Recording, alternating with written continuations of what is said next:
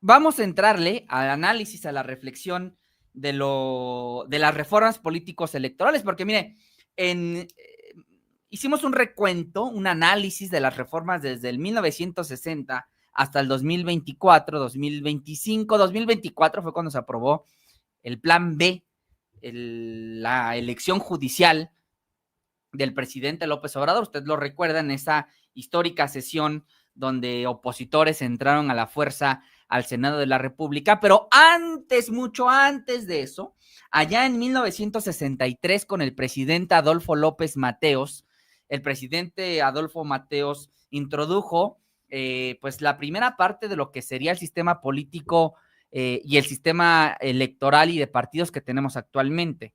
Fíjese, se impulsó la introducción de los diputados de partido. En esos días existía la hegemonía total del PRI. El PRI tenía toda la Cámara de Diputados y de Senadores a su servicio. Había un partido ahí haciéndole la lucha, diciendo que era oposición, diciendo que era el humanismo mexicano de Gómez Morín, era Acción Nacional, que no tenía acceso a un solo escaño de los diputados o de los senadores. Por eso, Adolfo López Mateos introduce la figura de diputados de partido para los partidos políticos con registro nacional que tuvieran el 2.5% de la votación. Se permitió con esto el acceso de las minorías, pero así, 5 diputados era el tope de diputados de partido para los partidos políticos con registro nacional. ¿Usted cree que había uno de izquierda? Pues no, porque el Partido Comunista Mexicano era ilegal, era clandestino. Si te agarraban con una bandera, tambo o espionaje. Entonces, bueno, se mantuvo ese control hegemónico del PRI. Fíjese, durante 12 años se implementa la reforma de López Mateos en 1963 y de ahí pasan otros 12 años, 2 sexenios, para que venga una reforma que sí sería de gran calado en lo que toca al sistema político en su vertiente de partidos políticos. El sistema de partidos políticos sí que se ve reformado, porque entre otras cosas, allá con José López Portillo, Manuel Bartlett y Jesús Reyes Heroles, se impulsa una nueva reforma político-electoral que toca, por ejemplo, lo que va con la distribución de la Cámara de Diputados, que tenía 300 diputados y pasa a tener 400 diputados, introduciendo en esta reforma, en la de 1977, y ahí le pido a la producción que vaya vistiendo esta reflexión para que usted y yo vayamos compartiendo impresiones. Estamos en la reforma de 1977 con José López Portillo y Jesús Reyes Heroles, donde se da la entrada, se ampliaron los diputados de 186 diputados a 400. 400 diputados donde se introducen, por supuesto, los 100 diputados de oposición, que en realidad eran diputados de representación proporcional. Este sistema alemán que dice el señor Pablo Gómez se copió de mala manera en el caso mexicano, para quedar con una cámara de 400 diputados. Dentro de los principales cambios se dio, por supuesto, la introducción del Partido Comunista, el que la izquierda o la que en ese entonces representaba los esfuerzos de la izquierda, por supuesto, tuvieran un registro de partido político sin que fueran perseguidos o acosados por las autoridades, no solo electorales, sino también por las autoridades, pues la policía y el ejército. Se redujo también el tiempo de entrega de los paquetes electorales a 72 horas en las zonas rurales y a 24 horas en las zonas urbanas. Usted sabe, porque de pronto los paquetes electorales de la sección donde gana la izquierda, donde ganaba Acción Nacional, pues se perdían, desaparecían. Y en ese marco, bueno, pues se reduce el tiempo. Pero tampoco ¿a poco no cree que en 72 horas de San Juan de los Plátanos, Santo Tomás de los Plátanos, allá en el Estado de México, a la sede, a la cabecera en Toluca, 72 horas para entregar un paquete electoral? pues ahí había mano negra. No solo eso, también se dio la apertura en tiempos de radio y televisión para partidos políticos, los llamados tiempos oficiales. Y esa reforma, la de 1977, la de 1986, perdóneme, la de 1977 tuvo lugar, estuvo vigente hacia el 1986. Es decir, fue la primera partecita de la introducción de los partidos políticos, no solo de oposición, sino también de la izquierda. Ahí sí no se logran ver bien las imágenes, lo que podemos hacer es capturar la pantalla y luego ponerlo para que no se vean así chiquititas las imágenes. Bueno, pues siguiendo con el recuento de estas reformas político-electorales, también tenemos, luego de la reforma del 77, que introdujo los 100 diputados plurinominales, vino la conformación actual de los diputados plurinominales, la conformación que hasta el día de hoy, fíjese, esta es una reforma de 1986, mejor conocida como la reforma Bartlett, de Manuel Bartlett, secretario de Gobernación en aquellos días. 1986 es la reforma de Manuel Bartlett y de Carlos Salinas de Gortari. Esta reforma es la configuración del sistema político en su vertiente de la división de poderes para lo que toca al poder legislativo. Eso que se aplicó en aquellos días sigue vigente al día de hoy. La Cámara de Diputados de 1986, la que incluía 300 diputados de representación directa de mayoría relativa, elegidos por voto directo, esos 300 siguen vigentes al día de hoy, como siguen vigentes esos 200 de representación proporcional desde 1986. Hombre, yo ni espermatozoide era en aquellos días. Y esa configuración del sistema político en su vertiente del poder legislativo sigue vigente. Esa conformación sigue vigente. ¿Usted no cree que del 86 después del sismo, después del fraude que llevó a Salinas de Gortari a la elección, que llevó a Salinas de Gortari al fraude electoral que le quitó el triunfo a Cuauhtémoc Cárdenas? Esta reforma fue impulsada por el gobierno de Miguel de la Madrid. ¿Usted no cree que después de ello México ha cambiado? ¿No cree que México requiere que eso ya se saque, se quite? El México del 86 es un México completamente diferente, radicalmente diferente, abismalmente diferente al México del 2025, al México del 2026. Entonces, bueno, ¿qué pasó con esa reforma, la reforma Bartlett? Estamos ahí para la producción, para ayudarle un poco, estamos en el número 11 de la escaleta. ¿Qué sucedió en aquellos días? Bueno, pues se crea, entre otras cosas, el aumento de los pluris de 100 a 200, la ampliación total de la Cámara de Diputados, incluso el espacio se reformó para incorporar los nuevos curules, las 200 nuevas curules, y el límite en escaños por partido, que en aquellos días, fíjese, nada bruto, Miguel de la Madrid, sí creó otros 100 diputados plurinominales, pero ¿qué cree? Aumentó la posibilidad de que el partido hegemónico, el del PRI, pudiera ganar los 350 distritos. Los 300 distritos, y que aparte le tocara al PRI diputados pluris para lograr que un solo partido político tuviera los 350 que se necesitan para tener mayoría relativa. Son 366. Pero usted sabe, el PAN es lo mismo que el PRI. Desde entonces ya había cochupos, había arreglos. No era difícil conseguir el resto de los votos. 350. Hoy la legislación solo permite que un partido político por sí solo tenga 300 diputados. Es decir, ningún partido político hoy por hoy puede tener por sí solo la mayoría absoluta dentro de las cámaras. Ninguno. Por eso se requieren a los aliados. Pero ya ve cómo se fue reformando esto con el paso de los tiempos. 1986 con Miguel de la Madrid. Esa vigencia, esa reforma estuvo vigente hasta el 1990 con la creación del IFE. La creación del IFE, si tenemos algún video avísame para poder ponerlo. Entiendo que vamos vistiendo, ¿no? Conforme avanzamos en la escaleta, pero si hay algún video que podamos colocar, que podamos poner, hay que ponerlo, por favor.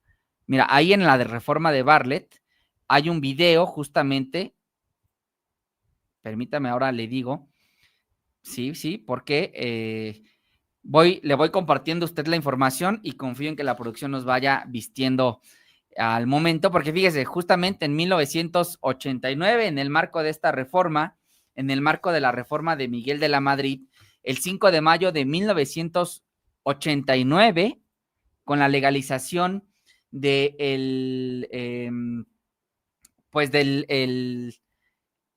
Partido Comunista.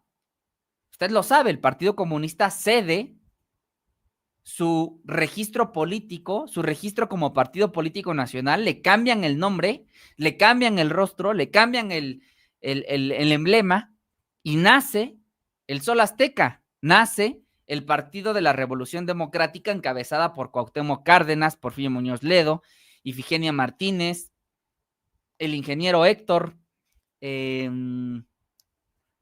me acaba de ir su nombre, caray. A ver, ayúdenme en el chat.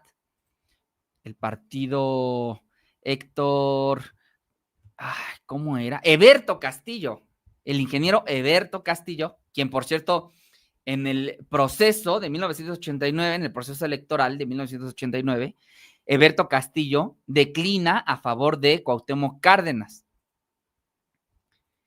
Y bueno, pues ese partido político pasó a la historia, ya lo sabemos, es la transición democrática, el cambio democrático que orilló al PRD a extinguirse luego de que traicionara a la izquierda, traicionara al pueblo de México por unirse al pacto de Enrique Peña Nieto.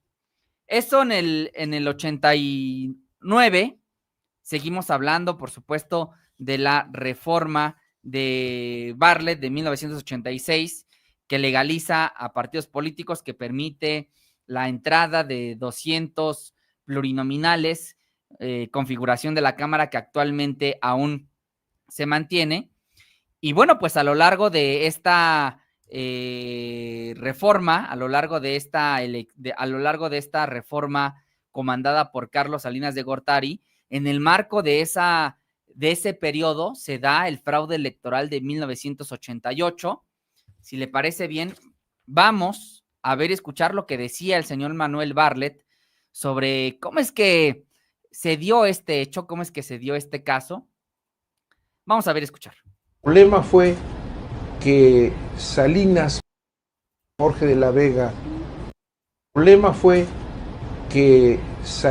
mandó a Jorge de la Vega a declarar que había ganado a las 11 de por ahí o 12 de la noche, no recuerdo, que había ganado. Sale en los medios Jorge de la Vega decir que Salinas había ganado la elección, sin que hubiera elementos para demostrarlo. Entonces el escándalo que se causó real en la Comisión Federal ese día no fue esa frase de la caída del sistema y eso, que no tenía la menor importancia.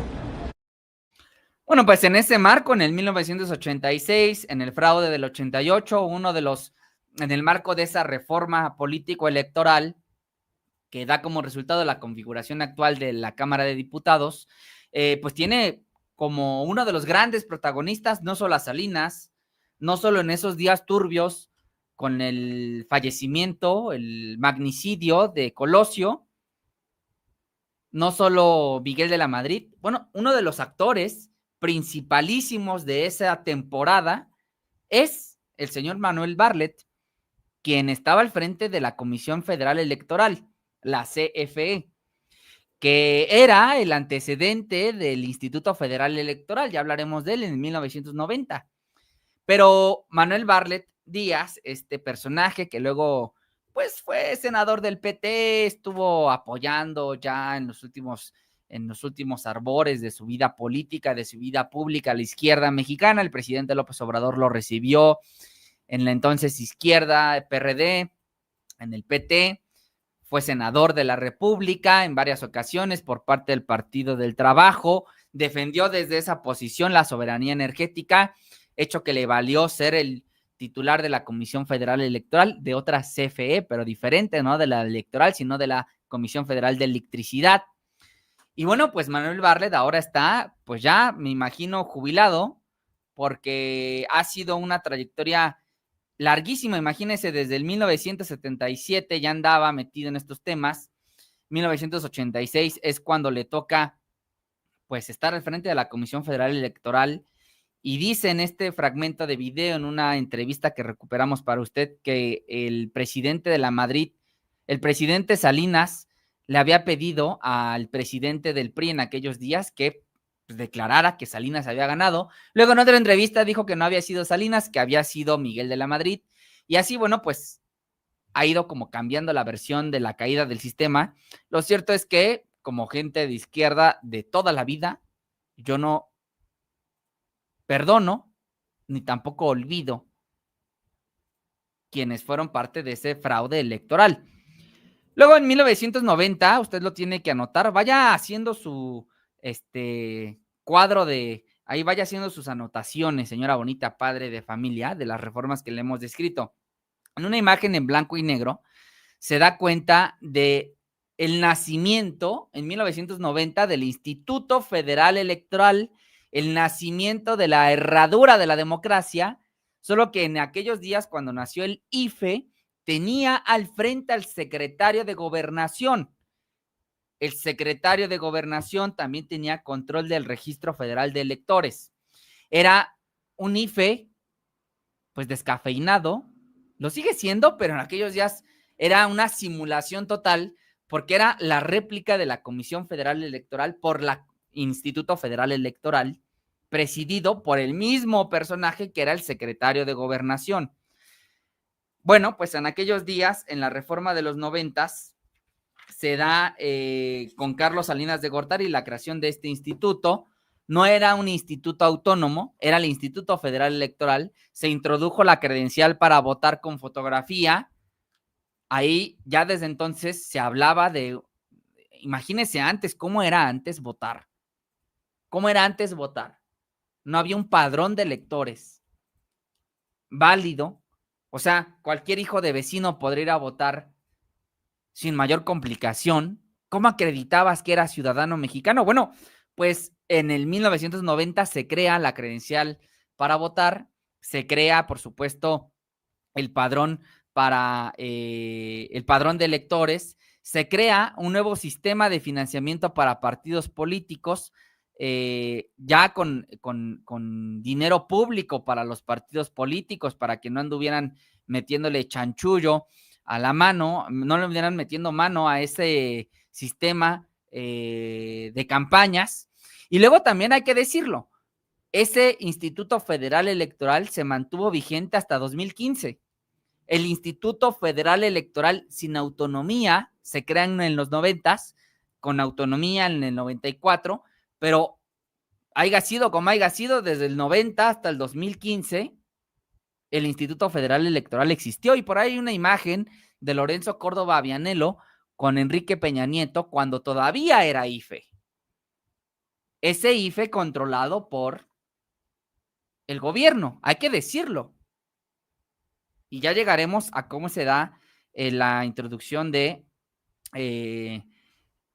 Guadalupe Tadei Zavala. En aquellos días, en esa reforma del 94, se crea también el Tribunal de lo Contencioso Electoral como instancia para dirimir conflictos. Aquí lo hemos dicho en varias ocasiones. En México existe un sistema electoral.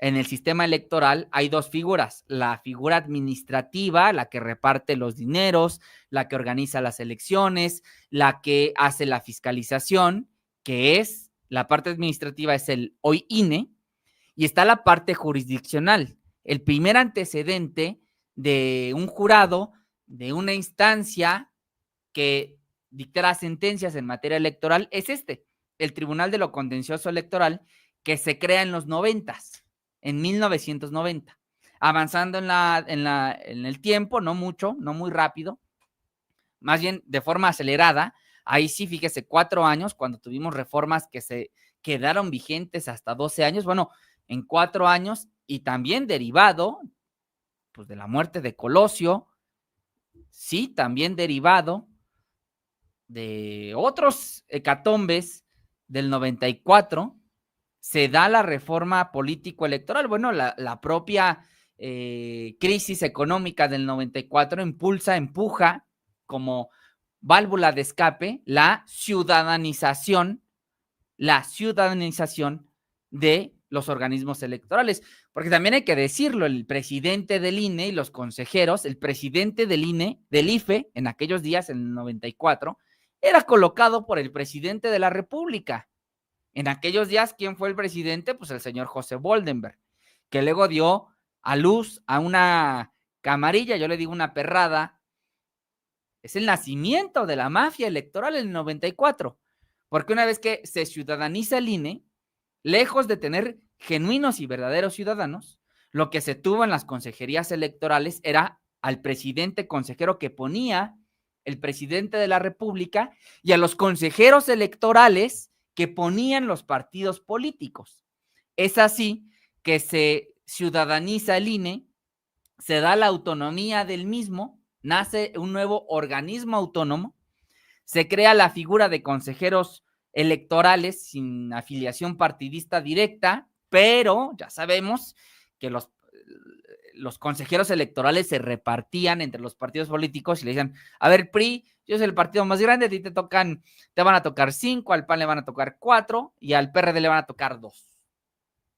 Sí, así era el reparto. Así era el reparto. Y ya estando en la arena del Instituto Nacional Electoral, del Instituto Federal Electoral, pues ahí defendían sus intereses. Se hizo algunos ajustes menores a los temas de fiscalización, pero lo realmente relevante de la reforma del 94 es la autonomía del IFE, del 94 del IFE. En el 96 hubo otra reforma electoral donde ya se quita a el representante del ejecutivo del IFE, ya no hay participación del poder ejecutivo. Narra el señor Boldenberg y también Lorenzo Córdoba que cuando fueron presidentes tanto del IFE como del INE, había un teléfono rojo y un personaje del servicio secreto de este servicio presidencial. ¿Cómo se llamaban las fuerzas élite? El sistema, ¿cómo se llamaban los que cuidaban al presidente del Estado Mayor Presidencial? Bueno, había un personaje del Estado Mayor Presidencial al lado del teléfono rojo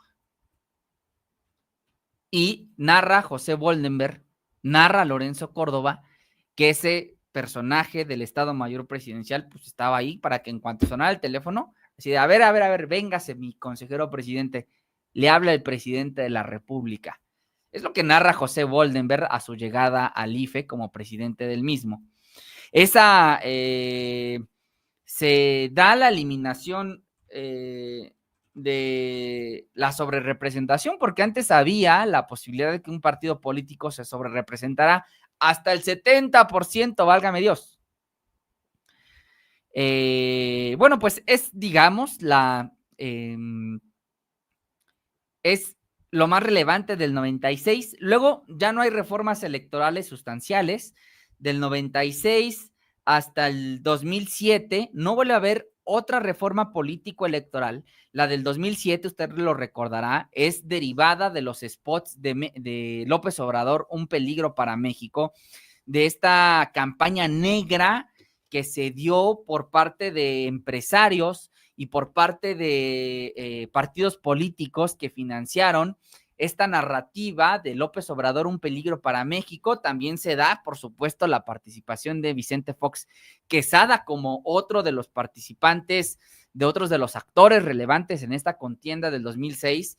Y todas las triquiñuelas, hechos sucios que conocimos en la elección del 2006, pues trataron de mitigarse en una reforma electoral en 2007, como por ejemplo, antes los partidos políticos, fíjese, los partidos políticos, pero también privados, empresarios internacionales, extranjeros, como lo que ahora estamos viendo de los anuncios que compró el gobierno gringo en TV Azteca y en Televisa, pues anuncios en contra de la comunidad migrante. Bueno, todo eso se permitía antes del 2007 y por eso el Consejo Coordinador Empresarial, la Coparmex, todos estos grandes organismos de hombres de negocios podían pagar spots, los spots que le deben de estar apareciendo en pantalla sobre López Obrador, un peligro para México. ¿No cree usted que el PAN desembolsó todo eso? No.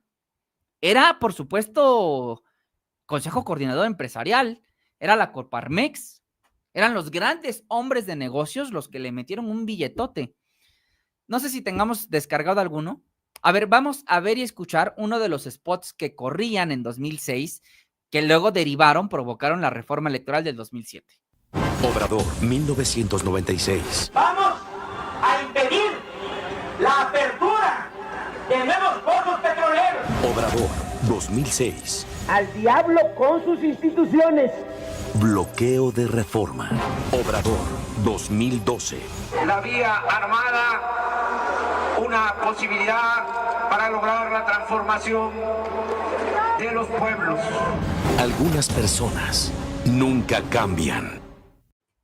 Bueno, ese es un spot del 2012, pero si se da cuenta tiene la misma narrativa, la misma cantaleta del 2006. No sé si tengamos el video de los ladrillos. Yo recuerdo, fíjese, yo tenía, ¿cuántos años tenía en 2006? Tenía 11 añitos tenía.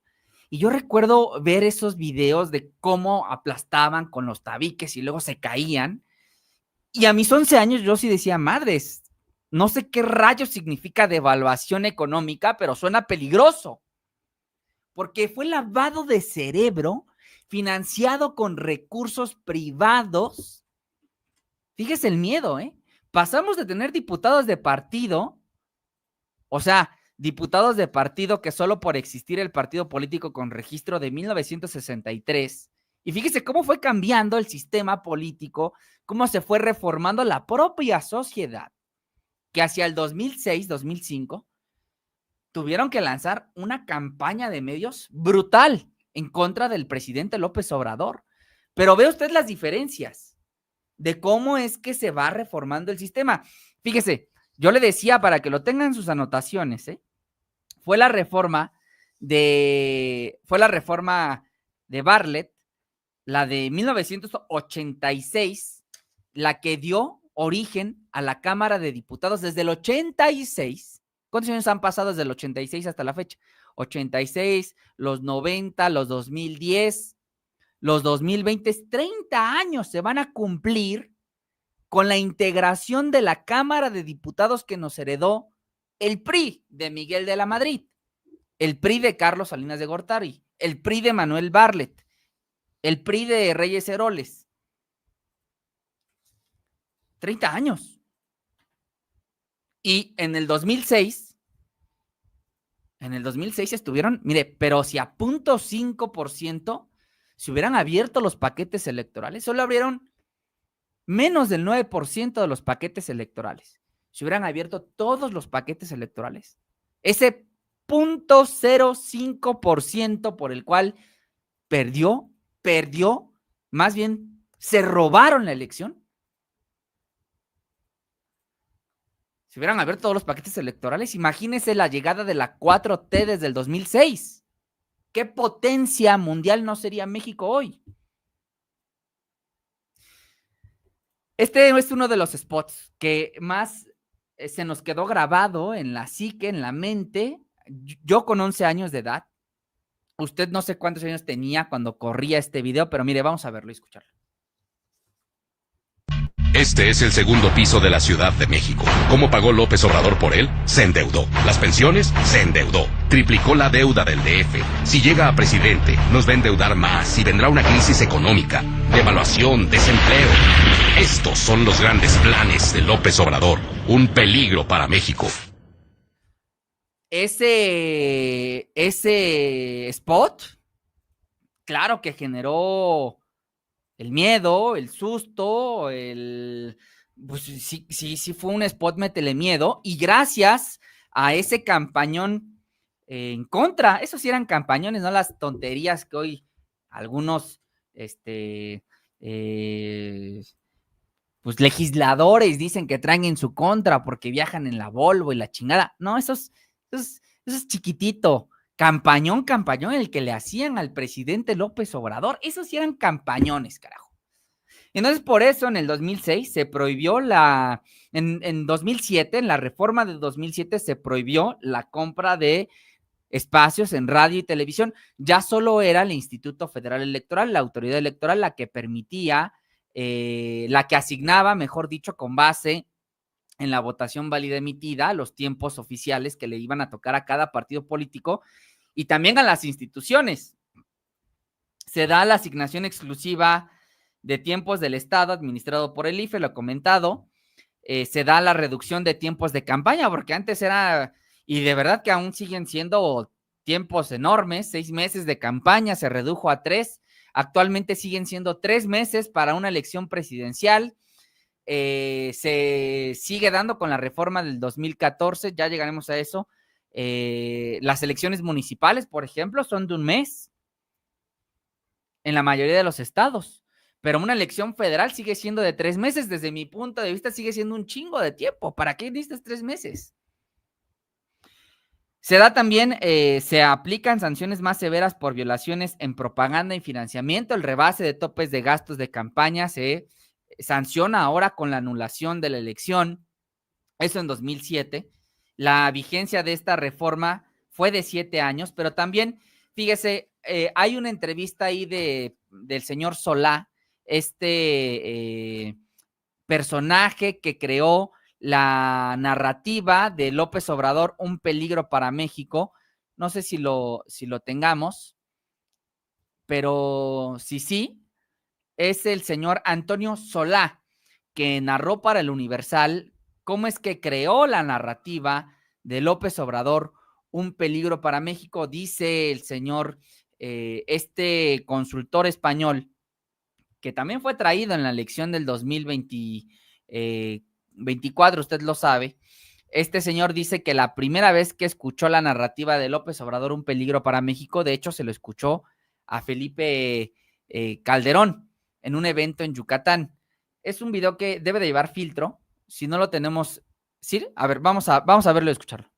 Antonio, tú en 2006 desarrollaste este concepto en el cuarto de guerra de Calderón, ¿no?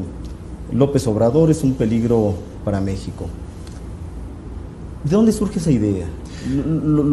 ¿Era la concepción que tenían en ese momento de López Obrador o fue mera estrategia? No, verás, primero éramos un equipo de trabajo, ¿no? Y hay que darle crédito a todo el mundo porque había publicistas, había creativos, había un cuarto de guerra con gente talentosa, etcétera, un equipo de trabajo. Lo que sí te puedo decir es que yo por primera vez escuché lo de un peligro para México a Calderón en un discurso en Mérida. En Mérida. A mí me llamó la atención y efectivamente yo lo retomé, lo llevé a la mesa, se creó un concepto y se desarrolló. Bueno, ahí lo tiene, es el señor Antonio Solá quien narra cómo se creó la narrativa de López Obrador, un peligro para México, que insisto, pues a una generación de mexicanos nos hizo una hecatombe en la memoria colectiva, porque este español, exactamente Ignacio de Héctor, a cargo del señor Solá, pues generó a partir del financiamiento privado un campañón, ese sí, no las tonterías de hoy, no, un campañón de veras en contra del presidente López Obrador. Luego de esa reforma del 2007, nos vamos hasta la reforma del 2014 y se sustituye al IFE, fíjese, el Pacto por México, el PRI, el PAN y el PRD desaparecieron la construcción democrática, la epopeya del ente autónomo que combatía el autoritarismo del PRI, del PAN y de los gobiernos de la hegemonía, lo desaparecieron. Ese ente que se creó en 1990 llegó a su fin en 2014, 2015, y se creó el Instituto Federal, el Instituto Nacional Electoral. Lorenzo Córdoba Vianello ya era consejero del IFE y fue electo consejero presidente en 2015. Lo tuvimos que aguantar hasta 2023, usted lo sabe. Y en ese marco, ahí nadie habló de la desaparición del INE, del IFE. No vimos las calles saturadas de a eso vine a defender al IFE. ¿Dónde estaba la marea rosa? ¿Dónde estaban 10 años después de su traición al pueblo? Tenga chango su banana. ¿Usted cree que el pueblo le iba a perdonar que se aliara con el PRI, que se aliara con el PAN para desaparecer al IFE, crear el INE? Luego, este sistema nacional electoral se supone iba a centralizar las elecciones, pero lejos de desaparecer los 32 órganos públicos locales. Sí, ya se vendrán a decir, sí, Máximo, pero tienen funciones diferentes, es la dimensión electoral. Estoy convencido de que con la mitad del presupuesto de los institutos públicos electorales locales se podría financiar el INE para que se haga cargo de las elecciones de diputados y presidentes municipales, que es lo que hacen los organismos públicos locales, o de las elecciones de gobernador. Bueno, pues si ya existen casillas únicas, lo vimos en esta elección judicial, ¿para qué queremos tanta pinche burocracia? Entonces hay que eliminar, sí, a los organismos públicos locales. Luego, en esa reforma del 2014, fíjese, fue el Pacto por México, el PRI, el PAN y el PRD el que le abrieron la puerta a la reelección. Por mandato de esta reforma, se obligó a la creación de la paridad de género, 50 y 50% de hombres y mujeres en la Cámara. Y se abrió la puerta a las candidaturas independientes. Esta reforma, candidaturas independientes que permitieron el triunfo de Pedro Kumamoto en Jalisco, usted lo sabe, del Bronco en Nuevo León. Si ya estás hasta el tronco, decía Rodríguez Calderón, vota por el Bronco. Luego ya vimos que pues un gobernador ineficiente porque no tenía apoyo en el Congreso local, un gobernador señalado de peculado, estuvo en el tambo el Bronco, ojo. Bueno, eso se dio del 2014-2015. Tenemos un video de de cómo es que los ciudadanos recibieron el nacimiento del INE allá en 2014 y por supuesto de la toma de protesta de Lorenzo Córdoba.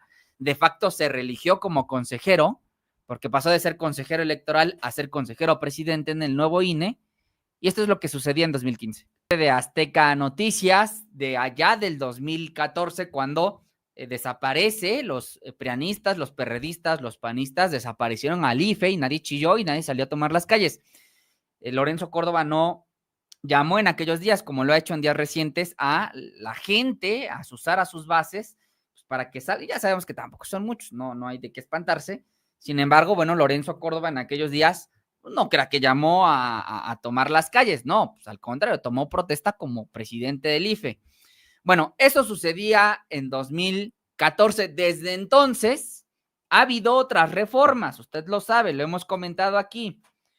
¿Qué reformas? Reformas que sí se han aprobado en materia de lo electoral, la consulta popular, una de ellas, la primera del presidente López Obrador, consulta popular, se aligeran, se crea un precedente en la Suprema Corte, porque usted sabe que se quiso someter a consideración, a ver si podemos encontrar imágenes de la consulta popular 2021 de juicio expresidentes, donde como yo se lo he dicho a usted en reiteradas ocasiones, yo voté por encarcelar tanto a Felipe Calderón como a Peña. Bueno, en esa reforma se redujo el umbral para la recolección de firmas. También lo más importante de esa reforma y de esa consulta es el precedente que dejó el ministro Saldívar, porque decía el ministro Saldívar en la pregunta, en la temática que era juicio expresidentes, que no le correspondía a la Suprema Corte determinar si se validaba o no esta consulta popular. Es un derecho de las y los ciudadanos. Se consiguieron las firmas. Lo que tocaba era ver cómo desde el Poder Judicial sí se hacía la consulta. Por eso la pregunta ahí estuvo medio extraña, estuvo medio rara, hubo un gran debate, porque pues, la pregunta lisa y llana era, ¿quiere usted enjuiciar al expresidente, sí o no? Pero bueno, para poder dotar de máxima legalidad a este tema, se siente un precedente. Esa es una de las reformas electorales, político-electorales del presidente López Obrador. Se da, por supuesto, la creación de revocación de mandato. Y a ver si también podemos conseguir imágenes de la revocación de mandato en 2021. Ese es en 2022. Revocación de mandato que Lorenzo Córdoba buscó tumbar en noviembre del 21, usted lo recordará. Ya afortunadamente un servidor ya despachaba desde la representación de Morena ante el INE, y desde ahí pudimos, junto al maestro Eurípides Flores, evidenciar, señalar, pues evidenciar cómo es que Lencho Córdoba intentó tumbar, y así lo dice, y de eso se ufana, durante 2 semanas estuvo suspendida la revocación de mandato. Esa es otra gran reforma del presidente López Obrador, antes no existía. Es decir, se crean los mecanismos de democracia directa, donde no solo usted vota cada 3 años, no, sino que puede usted promover año con año, puede promover una consulta popular y cada 3 años puede consultar la revocación de mandato del actual titular del Ejecutivo Federal, y en algunos estados también ya está, como en Ciudad de México, habilitada la revocación de mandato. Esa es otra. Luego, por otro lado, también hay que decir que el presidente López Obrador, porque se da en su mandato, también se da la elección judicial, la reforma judicial que provoca la elección judicial. Esa es otra gran reforma en lo político electoral y en el sistema político, en su vertiente de división de poderes, porque la elección judicial no se contemplaba en el viejo régimen. En el viejo régimen, lo que había, usted lo sabe, era una elección cada 3 años. Cada 3 años. Y ya, párele de contar, no había más. Consulta popular, canceladas. En 2015 le mostrábamos cómo el PRI intentó una, cancelada. El PRD intentó otra en materia de energéticos, cancelada. En 2015, con el nuevo partido político Morena, se intentó otra en materia de soberanía y rescate a Pemex para combatir la reforma energética, cancelada. Es hasta la llegada del presidente López Obrador que se dan estos mecanismos de democracia directa. Ahí lo tiene. Son 3 reformas que se han dado en el marco de la Cuarta Transformación. Hay otras reformas que se han dado en el marco del segundo piso de la Cuarta Transformación.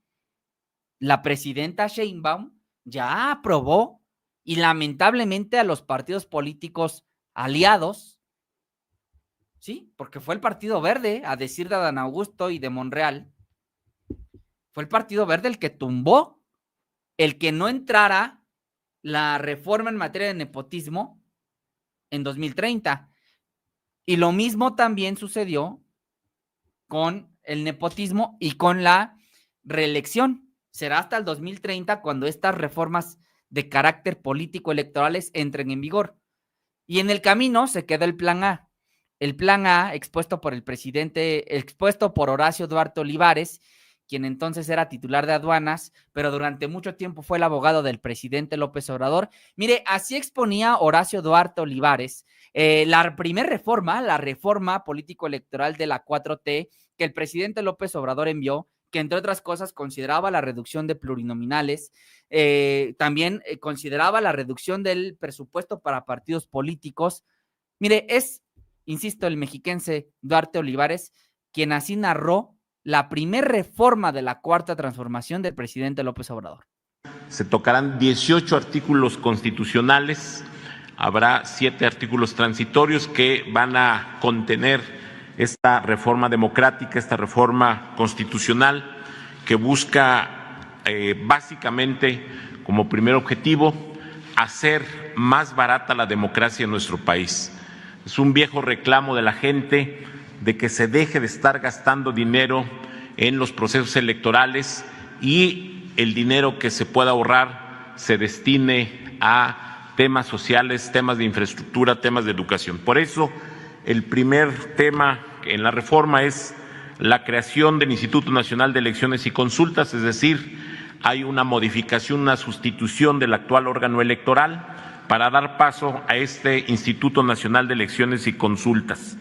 Cabe destacar que derivado de este nuevo modelo de autoridad electoral, tanto en el tema de consejeros como en el tema de magistrados, es decir, del Tribunal Electoral, habrá un mecanismo de designación a través del voto popular el primer domingo del mes de agosto, siendo los candidatos postulados por los tres poderes de la Unión.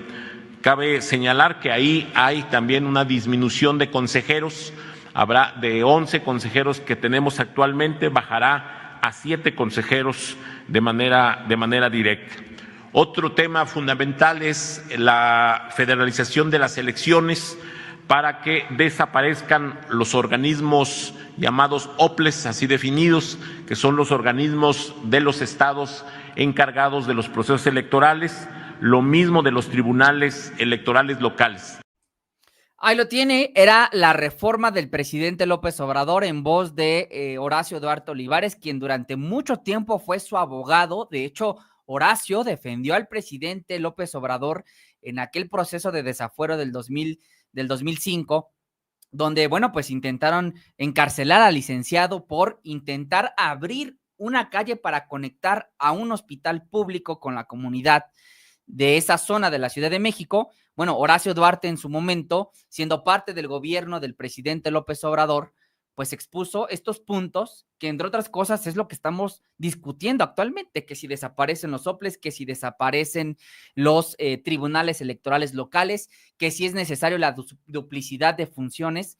Horacio, como representante, el primer representante de Morena ante el INE, tiene todo el bagaje para, por supuesto, saberle a la reforma político-electoral que se discuta. De hecho, no descarto que el propio Horacio Duarte Olivares, hoy secretario de Gobierno del Estado de México, se ha convocado a esta comisión presidencial, toda vez que, insisto, pues fue el primer representante de Morena ante el INE y, bueno, también quien por primera vez pone sobre la mesa la reforma política de la 4T. Luego, usted lo sabe, este video fue de abril del 22, viene el plan B del presidente López Obrador. Este plan A fue desechado porque, hay que decirlo,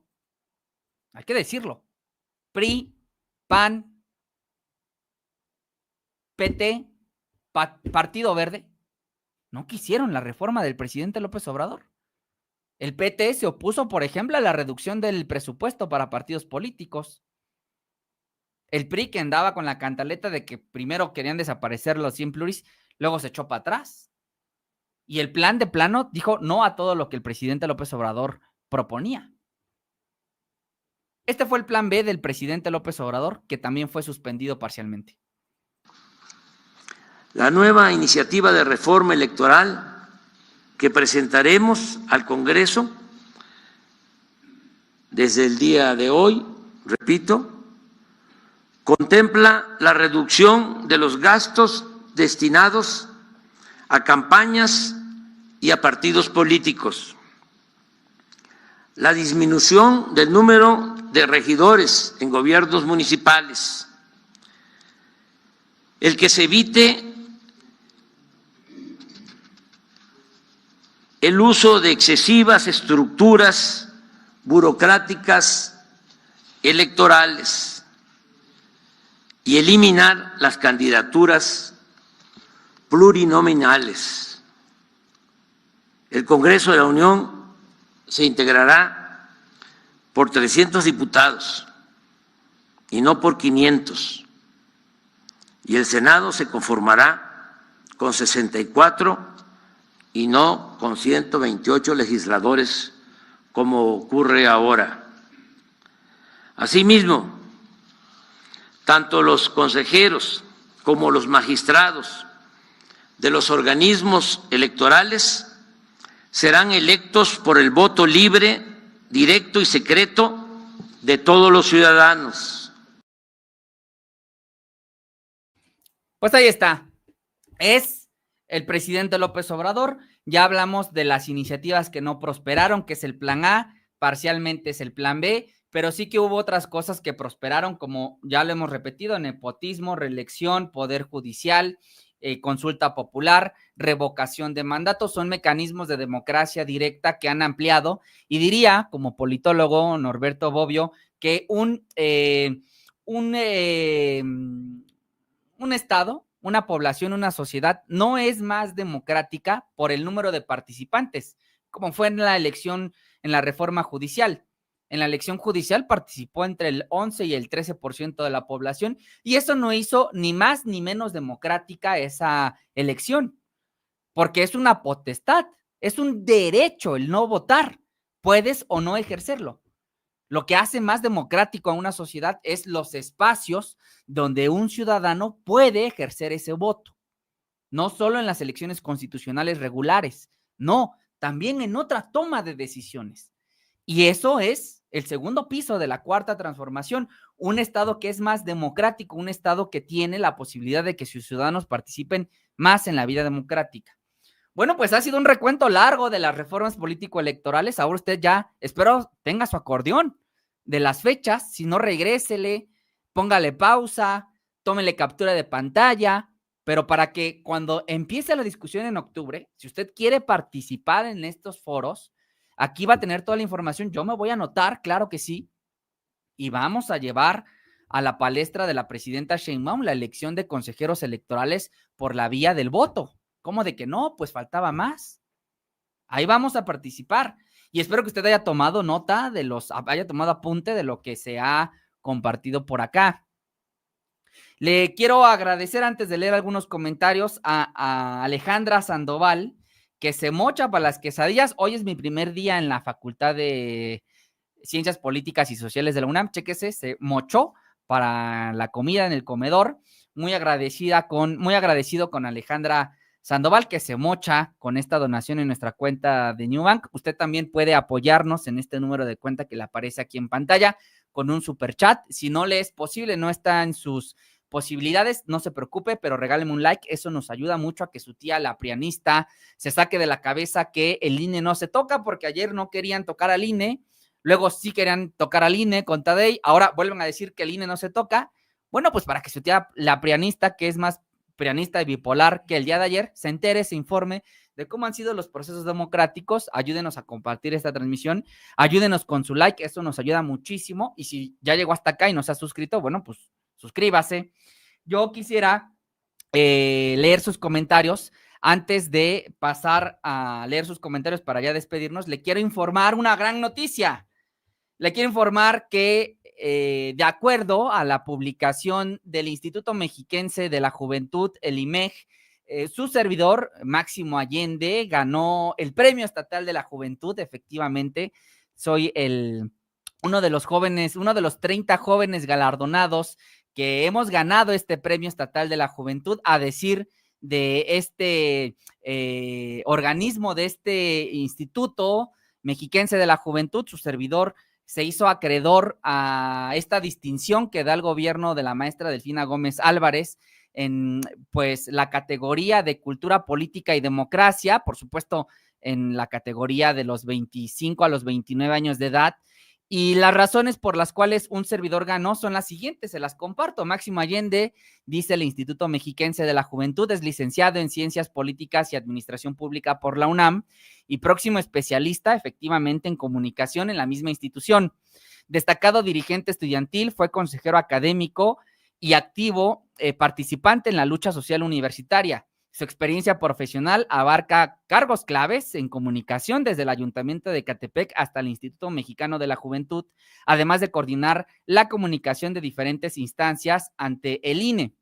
Actualmente dirige Subjetivo, un medio digital con alcance nacional que impacta a millones, especialmente a jóvenes, que ha sido reconocido por YouTube por su crecimiento y presencia en redes sociales.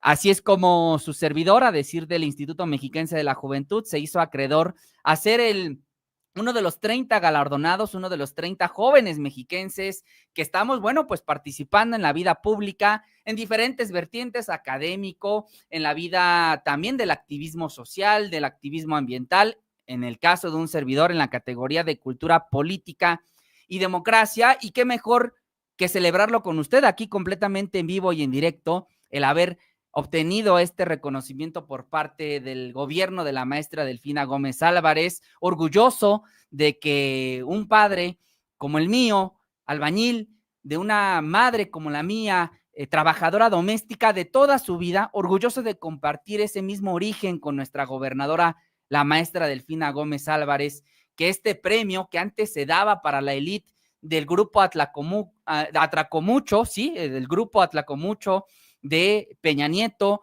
que servía para financiar a politikids que se fueran al extranjero, todo pagado con su recurso. Hoy se reconoce, hoy se premia a hijos, a vecinos, a primos, a tíos de los pueblos marginados, de los barrios más olvidados, como lo es el mío en el Estado de México, en el oriente del Estado de México. Estoy muy feliz, muy orgulloso. Es una gran noticia que le quería compartir. Y bueno, enhorabuena, porque este Premio Estatal de la Juventud, en el ocaso de mi juventud legal, pues claro que me llena de muchísima, muchísima inspiración y me alienta a seguirle informando todos los días de 1 a 3 de la tarde. Vamos, ahora tengo un compromiso doble con la sociedad de Ecatepec y con la sociedad del Estado de México, y tendremos que tener un plan especial para tener un esfuerzo informativo más focalizado en mi barrio, en nuestros barrios, en Naucalpan, en Texcoco, el Valle de Toluca, el sur del estado. Vamos a estar ahí, siempre con su apoyo y siempre con su respaldo. Vamos a un pequeño corte, ya regresamos.